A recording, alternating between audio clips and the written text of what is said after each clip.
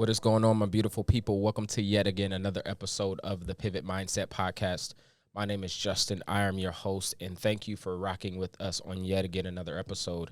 If you are checking this podcast out on Apple, Spotify, YouTube, wherever you are listening to us, we ask that you'll continue to give this podcast a rating and review. If you are enjoying this podcast, if we're giving you any value, if we're giving you any encouragement on your journey, please share this with your friends. Share this on Instagram. Feel free to tag me in _Justin Carter on Instagram, _Justin, JUSTIN CARTER on Instagram. And thank you for continuing to click in. So I've got a topic that I'm really excited to talk about with you today, I should say. And it is a topic that it's so counterculture, I believe, to what's going on in our society today. And that topic is why following your passion is a bad idea. Following your passion is a bad idea. And I'm going to try to help you understand why this could be a bad idea. Now, let me first provide some disclaimer here is this is a concept that I've recently started to lean into. I read a book by Cal Newman called So Good They Can't Ignore You. And let me just preface it with this. I believe that following your passion is extremely important. I believe that passion can provide so much lead into purpose. And I believe that passion is a really good indicator of purpose. And I think that as humans, a lot of people don't know what their purpose is. And they don't know what their purpose is often because they're unfamiliar with passion and what really fires them up and what really lights them up. And so the disclaimer is I think purpose and passion are very important to cultivate and to have and to lean into in your life. The topic that I like, or the idea that I like from the book that I read was the author was in essence in the book, like pretty much had a counter argument against that. Now, as a coach, as a mindset coach, and as a business coach, I very much help people tap into passion, help them tap into purpose, making sure that their business and the things that they want to do is aligned to purpose and to passion. So this is very important to my life, right, and to how I show up and support my clients. So when I listened to the book, I had to really be open-minded and really understand the perspective in which the author was coming from. And after I listened to the book and I took a bunch of notes and I kind of sat with it for a while and I really just kind of sat with the idea, I came to the conclusion that I also agree, especially from the premise in which the author came from in the book. So let me give you guys some breakdown of the book and then we'll kind of dive into some things. So again, passion at the start of the book, the author begins to kind of break down what's called the passion hypothesis. And the passion hypothesis is the key. Passion hypothesis says that the key to occupational happiness is to first figure out what you are passionate about and then find a job that matches that passion. So many people, especially in 2022, have left so many great opportunities because of the sake of passion. And so what the passion hypothesis says is to first understand your passion and then try to find a job that maps to the passion. Now, the trouble and the challenge with the passion hypothesis is that, one, not everybody doesn't often know their passion, and two, there are many jobs that will not check the box to fulfill your passion. And so I think finding passion and being passionate about something is extremely important, but not every day or not everyone will be able to live out their passion in what they do for a living or to live out their passion in their career. They may have extreme passion doing something else that they don't get paid to do. And so in the book, you know, the premise is if your goal is to love what you do, follow your passion could be bad advice. Cal says that it's more important to become good at something rare and valuable and invest that career capital this generates into the types of traits that make a job great, and that the traits of control and mission are two great places to start. So essentially, what you should do, instead of trying to follow passion, you should try to get good at something that's rare and valuable. And this is the piece where I really love the book.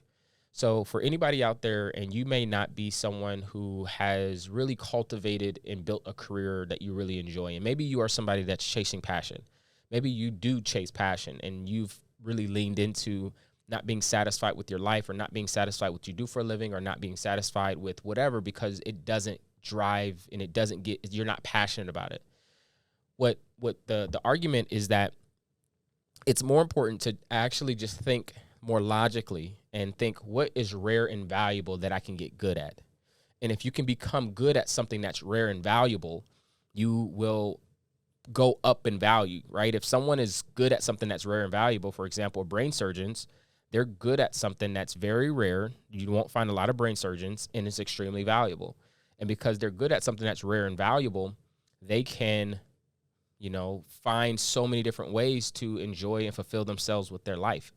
So we can look at that example across many different verticals and industries and careers and all that kind of stuff, right? So if you just become good at something, and this is the premise of the book that I really like, because I think there's so much to be said about what it is to actually have skill. And I think someone actually building skill set in this day and age is way more important than you building the other things. That, like, for you to have a skill and leaning into skill set and building your skill sets and learning how to level up from a skill perspective, knowing that if I can just actually be really good and skillful at something, that eventually passion will catch up. What I know to be true is that passion is often connected to our confidence, and confidence is often connected to our competence. I've said this before in other episodes. And so if you are confident in something, typically you may have a passion behind it. But I think the confidence comes from being competent. So the more proficient I am at something, the better skill set that I have at something, the better I am able to orchestrate a task or complete something at the highest level, I get more confident. I drive a car every single day. And so I'm extremely confident around driving that car. Not just because I love driving cars. That's not why I'm confident in it. I'm confident in driving my vehicle because I'm competent, because I can do it without thinking, because I've understood mastery. I have mastery when it comes to driving a vehicle. I can do it without thinking. I probably shouldn't say this, but I can drive with my leg. I can drive eating a burger. I can drive eating some French fries. I've even texted and drive before, which is, don't do that, right? It's bad. But like, that shows the mastery, because I can drive a vehicle without thinking, right? As a kid, I remember being able to ride a bicycle and being able to ride the bicycle with my hands off the handlebars, and just being able to do tricks on the bike and all that kind of stuff, and jumping off of ramps and all that and not falling. Why? Because I had mastery with that bike, and so I could do it without thinking. And I was so confident because I had a level of mastery.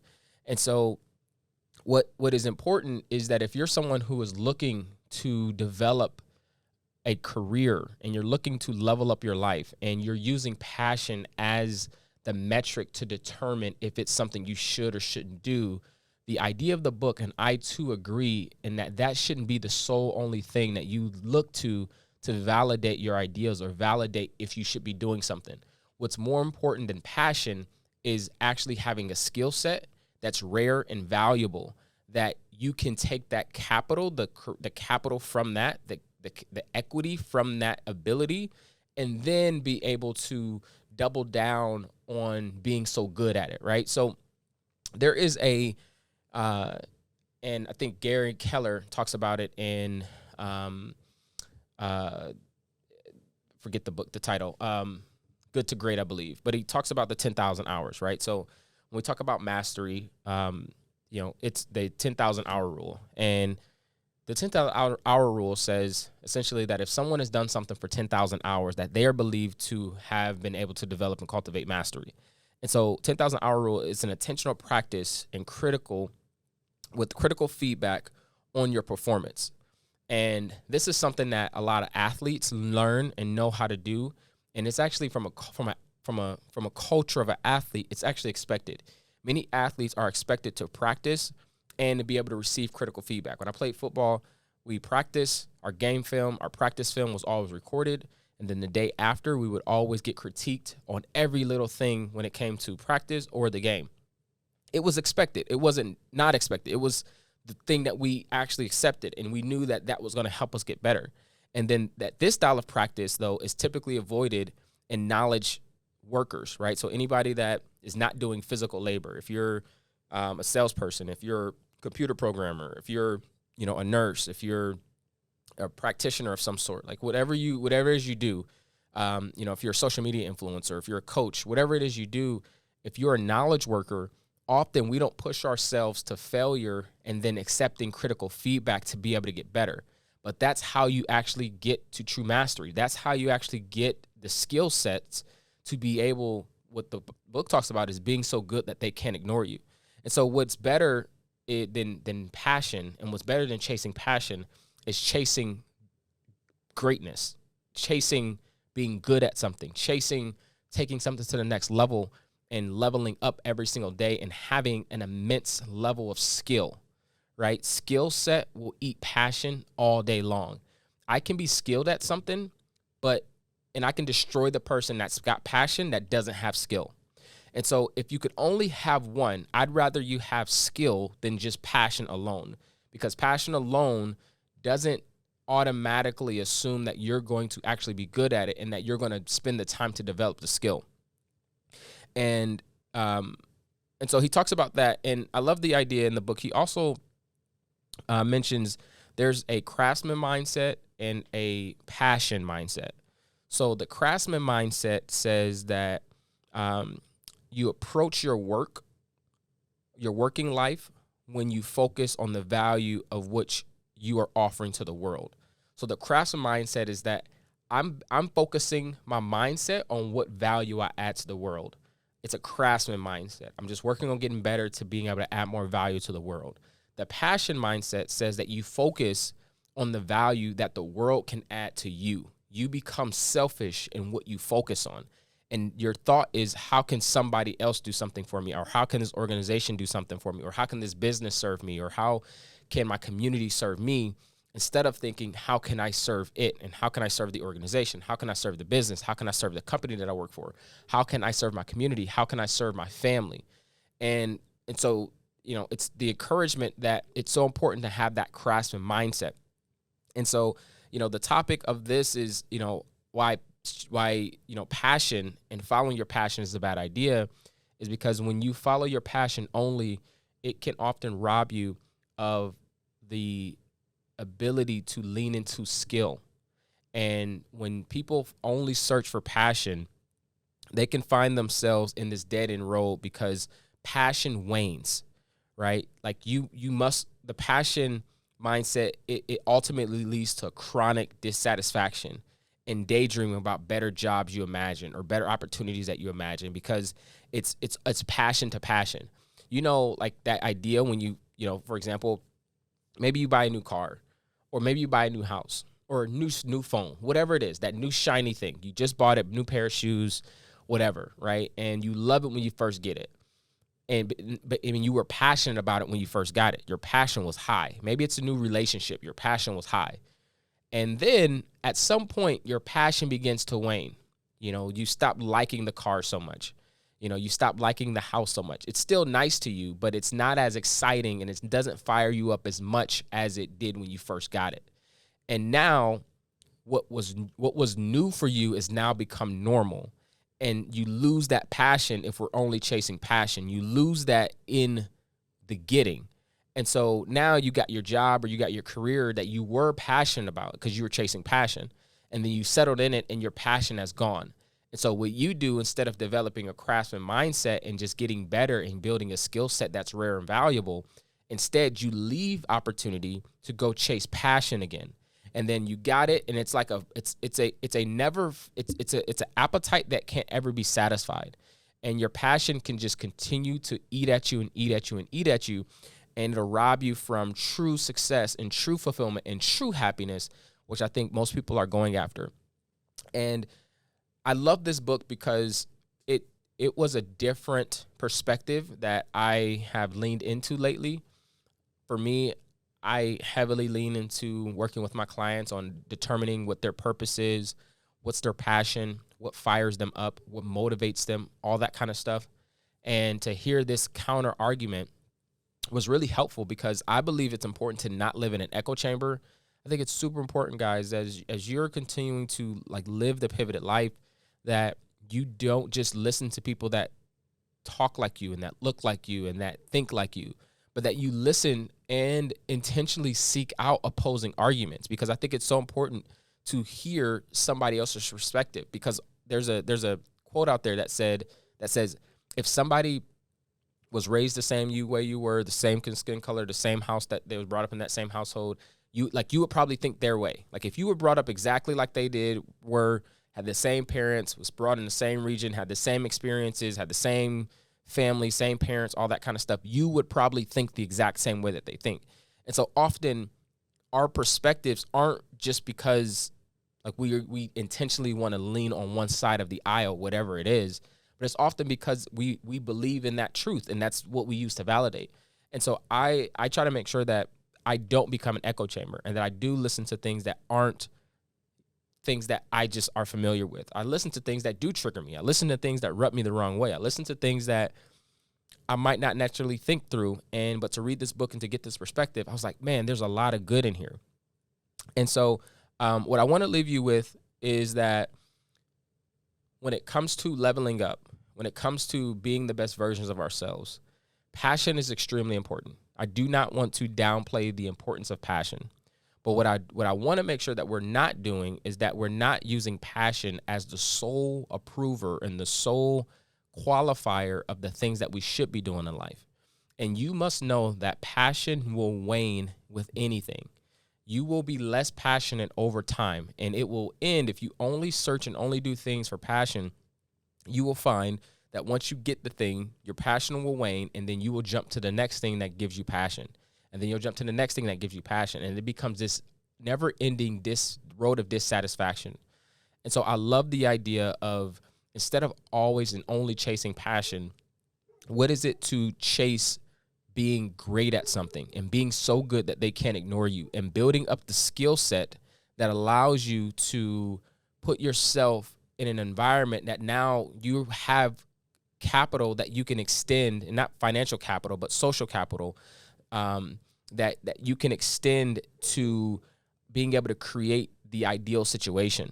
So let me break it down like this. Maybe, and this is kind of how I perceive the breakdown in the book, is maybe, you're not extremely passionate about being a computer programmer, but being a computer programmer is something that truly can take care of your family, and it can help you get to the next level. And it's a skill that's rare and valuable.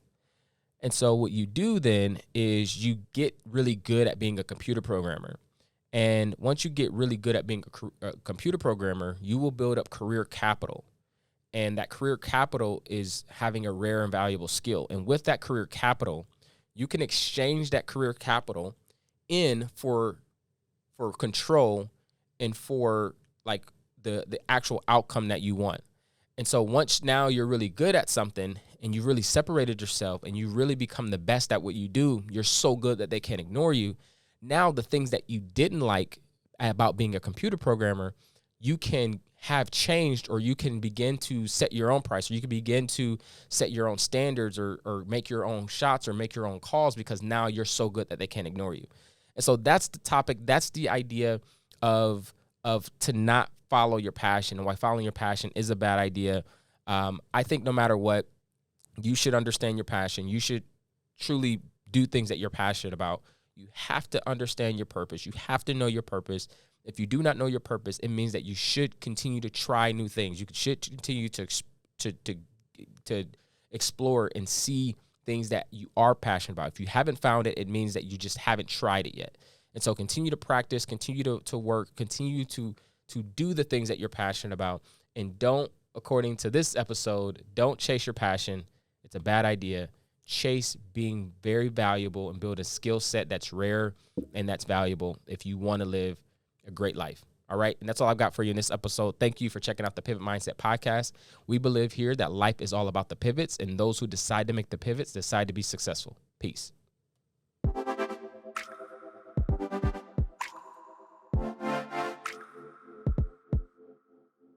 you.